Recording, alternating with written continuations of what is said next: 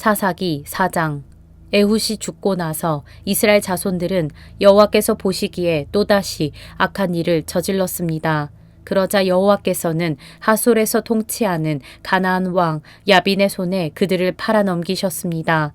그의 군대 대장은 시스라였는데 그는 하루셋 학고임에서 살았습니다. 야빈은 쇠로 만든 전차 900대를 소유하고 있었습니다. 그가 20년 동안 이스라엘 자손을 심하게 억압했기 때문에 이스라엘 자손들이 여호와께 부르짖었습니다. 라피돗의 아내인 여예언자 드보라가 사사로서 이스라엘을 통치했습니다. 그녀는 에브라임 산간지대의 라마와 베델 사이 드보라의 종려나무 아래에 앉아 있곤 했는데 이스라엘 자손들이 재판을 위해 그녀에게 찾아왔습니다. 그녀는 납달리의 게데스의 사람을 보내 아비노함의 아들 바락을 불러 말했습니다. 이스라엘의 하나님 여호와께서 내게 명령하셨다. 너는 가서 납달리 자손과 스불론 자손 1만 명을 택해 이끌고 다볼산으로 가거라. 내가 야빈의 군대 대장인 시스라와 그의 전차들과 많은 군대를 기손강으로 유인해 내 손에 넘겨주겠다. 바락이 드보라에게 말했습니다. 만약 당신이 나와 함께 가면 나도 갈 것입니다. 그러나 만약 당신이 나와 함께 가지 않으면 나도 가지 않겠습니다. 드보라가 말했습니다. 내가 분명 너와 함께 가겠다. 그렇지만 내가 가는 일로는 내가 받을 영광은 없다. 여호와께서 한 여자의 손에 시스라를 넘겨주실 것이기 때문이다. 그리고 드보라는 일어나 바락과 함께 게데스로 갔습니다. 바락은 스불론과 납달리를 게데스로 소집했습니다. 그리하여 1만 명이 그를 뒤따라 올라갔습니다. 드보라도 그와 함께 올라갔습니다. 겐 사람 헤벨이 모세의 장인 호밥의 자손인 겐 사람들과 결별하고 게데스 근처에 있는 사하나님의 큰 나무 곁에 장막을 치고 살고 있었습니다. 그들은 아비노함의 아들 바락이 다볼산에 올라갔다는 것을 시스라에게 보고했습니다. 그러자 시스라는 900대에 달하는 쇠로 만든 그의 전차 모두와 그와 함께 있던 모든 백성들을 소집해서 하루셋 학고임에서 기손강으로 갔습니다. 그때 드보라가 바락에게 말했습니다. 일어나거라. 오늘이 여호와께서 시스라를 내 손에 주신 날이다. 보아라, 여호와께서 너를 인도하신다. 그래서 바락은 다볼산으로부터 내려갔습니다. 1만 명이 그의 뒤를 따랐습니다. 여호와께서는 바락 앞에서 시스라와 그 모든 전차와 군대를 칼날로 쳐 부수셨습니다. 그러자 시스라는 전차에서 내려 걸어서 도망쳤습니다. 그러나 바락은 전차와 군대를 하루셋 학고임까지 뒤쫓아갔습니다. 시스라의 군대가 모두 칼날에 의해 쓰러졌고 단 한 사람도 살아남지 못했습니다. 그러나 시스라는 겐 사람 헤벨의 아내 야엘의 천막으로 걸어서 도망쳤습니다. 하솔 왕 야빈과 겐 사람 헤벨의 가문은 서로 좋은 사이였기 때문입니다. 야엘이 시스라를 마중 나가서 그에게 말했습니다. 어서 오십시오. 내 주여, 제게로 오십시오. 두려워 마십시오. 그가 야엘의 천막 안으로 들어가자 야엘은 그를 이불로 덮어 숨겨주었습니다. 시스라가 그녀에게 말했습니다. 내가 목이 마르니 내게 약간의 물 좀 다오. 야엘은 가죽 우유통을 열어 그에게 마시게 하고 그를 덮어주었습니다. 그가 다시 그녀에게 말했습니다. 천막 입구에 서 있다가 만약 누가 와서 여기에 누가 있느냐라고 물으면 아니오라고 말하여라. 그런데 헤벨의 아내 야엘은 그가 지쳐 곤히 잠든 사이에 천막용 쐐기못을 집어들고 망치를 손에 들었습니다. 그리고 살며시 그에게 다가가서 그의 관자놀이에 쐐기못을 꽂고 땅에다 박아버렸습니다. 시스라는 그렇게 죽었습니다. 바락이 시스라를 추격할 때 야엘이 바락을 맞으러 나가 그에게 말했습니다. 어서 오십시오. 당신이 찾고 있는 사람을 보여드리겠습니다. 그가 그녀를 따라 들어가 보니 시스라가 관자놀이에 천막용 쐐기못이 박힌 채 넘어져 죽어 있었습니다. 이렇게 하나님께서는 그날 이스라엘 자손들 앞에서 가나안 왕 야빈을 굴복시키셨습니다. 이스라엘 자손들의 손이 점점 강해져 가나안 왕 야빈을 누를 수 있게 됐고 마침내 그를 멸망시켰습니다. 사사기 5장. 그날 드보라와 아비노함의 아들 바락은 노래를 불렀습니다. 이스라엘의 지도자들이 앞장서고 백성들이 자원해 전쟁에 나갈 때 여호와를 찬양하라. 왕들아 들으라. 군주들아 귀 기울이라. 내가 여호와께 노래하리라. 내가 노래하리라. 내가 이스라엘의 하나님 여호와를 찬양하리라. 여호와여, 주께서 세일에서 나가실 때, 주께서 에돔 땅에서 전진해 나가실 때 땅이 흔들리고 하늘이 비를 쏟고 구름도 물방울을 떨어뜨렸습니다. 산들이 여호와 앞에서 진동하니 저 신의 산도 여호와 이스라엘의 하나님 앞에서 진동했습니다. 아낫의 아들 삼갈의 시대에 야엘의 시대에 큰 길은 비었고 여행자들은 구불구불한 길로 다녔다네. 결국 나 드보라가 일어나게 될 때까지, 이스라엘의 어머니로 일어나게 될 때까지 이스라엘에는 마을 주민들이 없었다네. 그들이 새로운 이방신들을 선택했고 그때 전쟁이 성문까지 이르렀다네. 이스라엘 군인 4만 명 가운데 방패 하나, 창 하나가 보였던가. 내 마음이 이스라엘의 통치자들과 백성들 가운데 전쟁에 자원하는 사람들에게 향해 있나니 여호와를 찬양하라. 값비싼 당나귀를 타고 다니는 사람들아, 높은 지위에 있는 사람들아, 길을 가는 행인들아, 모두 다 찬양하라. 활 쏘는 자들의 떠드는 소리에서, 물 깃는 곳들에서, 거기서도 여호와의 의로운 일을, 이스라엘 지도자들의 의로운 행동을 칭송하라. 그때 여호와의 백성들이 성문으로 내려갔다네. 깨어나거라, 깨어나거라. 드보라여, 깨어나거라. 깨어나서 노래하여라. 일어나거라, 바락이여. 내 포로를 사로잡아라. 아비노함의 아들이여. 그때에 남은 사람들이 존귀한 사람들에게 내려오고 여호와의 백성이 용사를 치러 내게 내려왔다네. 에브라임에서는 아말렉 출신의 사람들이 왔고 내 뒤를 따라온 백성들 가운데 베냐민도 있었다네. 마길에서 지휘관들이 내려왔고 스불론에서는 군대 소집 장교들이 내려왔다네. 이사갈의 지도자들은 드보라 편이었다네. 이사갈 또한 바락과도 같은 편이었으며 그를 따라 골짜기로 내려갔다네. 르우벤 지파는 심사숙고했다네. 내가 왜 양 우리 주변에서 머뭇거리고 있느냐? 양떼의 울음소리를 듣기 위함이냐? 르우벤 지파는 심사숙고했다네. 길르앗은 요단강 저편에 머무르고 있었다네. 단은 왜 배에 머물러 있었느냐? 아셀은 해변에 남아 부둣가에 머물러 있었다네. 스불론은 자기 목숨까지도 아끼지 않는 사람들이었다네. 고원의 전쟁터에서 납달리 또한 그랬다네. 왕들이 와서 싸웠다네. 무깃도 시냇가의 다안악에서 가나안 왕들이 싸웠지만 전리품으로 은을 약탈하지 못했다네. 하늘로부터 별들이, 그들이 다니는 행로로부터 별들이 시스라와 싸웠다네. 옛적부터 흐르던 강, 기손강이 그들을 휩쓸어 갔다네. 내 영혼아, 힘차게 전진하여라. 맹렬하게 달리고 또 달리니 그때 말굽소리가 요란했다네. 메로스를 저주하여라. 여호와의 천사가 말했다네. 그곳에 거주하는 사람들을 철저히 저주하여라. 힘있는 사람들의 대항에서 여호와를 도우러, 그들이 여호와를 도우러 오지 않았기 때문이다. 겐 사람 헤벨의 아내인 야엘은 여인들 가운데 가장 복받은 사람이 될 것이요, 장막에 거하는 어느 여인보다 더 복을 받으리라.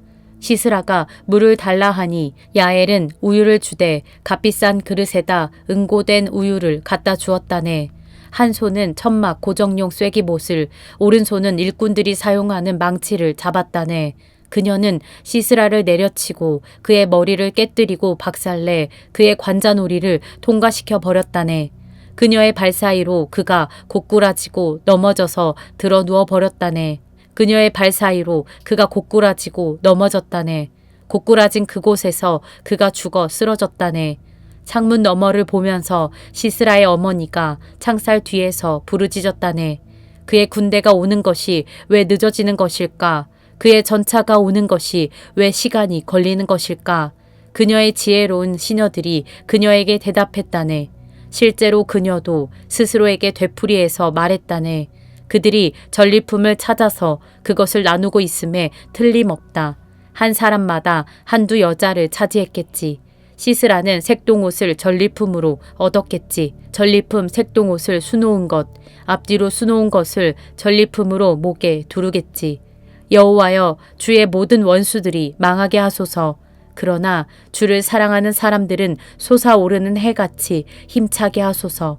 그러고 나서 40년 동안 그 땅에 전쟁이 없었습니다. 사사기 6장. 그 후 이스라엘 자손들은 여호와께서 보시기에 악한 일을 저질렀습니다. 그러자 여호와께서는 그들을 7년 동안 미디안 사람들의 손에 넘기셨습니다. 미디안의 세력이 이스라엘보다 우세했습니다. 미디안 사람들 때문에 이스라엘 자손들은 산속에 피난처, 동굴, 요새를 마련했습니다. 이스라엘 사람들이 씨를 뿌릴 때마다 미디안 사람과 아말렉 사람과 동쪽 지방의 사람들이 그들을 공격하곤 했습니다. 그들은 이스라엘 땅에 진을 치고 가사에 이르기까지 농산물을 다 망쳐 놓았습니다. 그들은 이스라엘 양이나 소나 나귀뿐만 아니라 양식을 아무것도 남겨놓지 않았습니다. 미디안 사람들은 그들의 가축과 천막을 갖고 올라왔는데 마치 메뚜기 떼처럼 몰려와서 사람과 낙타가 셀 수 없을 정도로 많았습니다. 그들은 약탈하기 위해서 그 땅에 갔습니다. 미디안 사람들 때문에 이스라엘은 매우 가난해졌습니다. 그러자 이스라엘 자손들은 여호와께 부르짖었습니다. 이스라엘 자손들이 미디안 사람들 때문에 여호와께 부르짖을 때 여호와께서는 이스라엘 자손들에게 예언자를 보내주셨습니다. 예언자가 그들에게 말했습니다. 이스라엘의 하나님 여호와께서 말씀하신다. 내가 이집트에서 너희를 인도해내고 노예살이 하던 집에서 너희를 구출했다. 내가 이집트 사람들의 손과 너희를 억압하는 사람 모두의 손에서 너희를 구원해냈으며 너희 앞에서 그들을 쫓아내고 그 땅을 너희에게 주었다. 그리고 내가 너희에게 말했다. 나는 너희 하나님 여호와다. 너희가 거주하고 있는 땅의 사람들인 아모리족의 신들을 두려워하지 말라. 그런데 너희는 내 말을 듣지 않았다.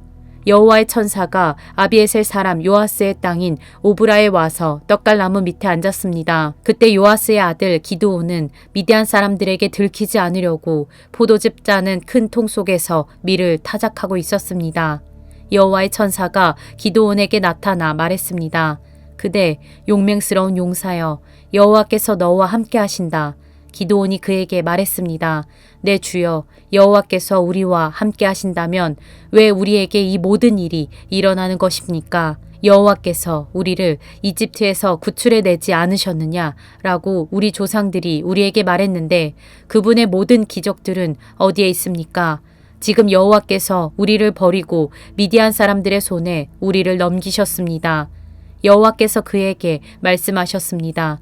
너는 기운을 내고 가서 미디안 사람의 손에서 이스라엘을 구원하여라. 내가 너를 보내는 것 아니냐. 기드온이 그에게 말했습니다. 내 주여, 내가 무엇으로 이스라엘을 구원할 수 있겠습니까?